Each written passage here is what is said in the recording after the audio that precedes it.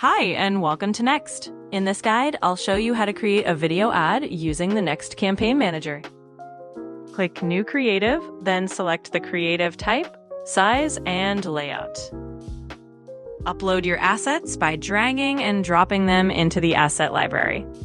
We're going to use just one video asset for now to show you what you can do with it.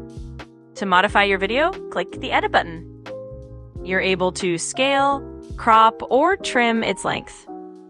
Enhance your creative by adding a background color, image, or blur effect. Use the editor to preview how your video will look. You can also include interactive elements like an audio button or playback controls, which you can edit both. Under the playback and controls, you can also change video transparency. There are also options to add overlay elements, such as a CTA button, and even hotspots or a countdown timer. If you need any help, feel free to reach out using the chat icon in the bottom right-hand corner, or send an email to support@nexd.com.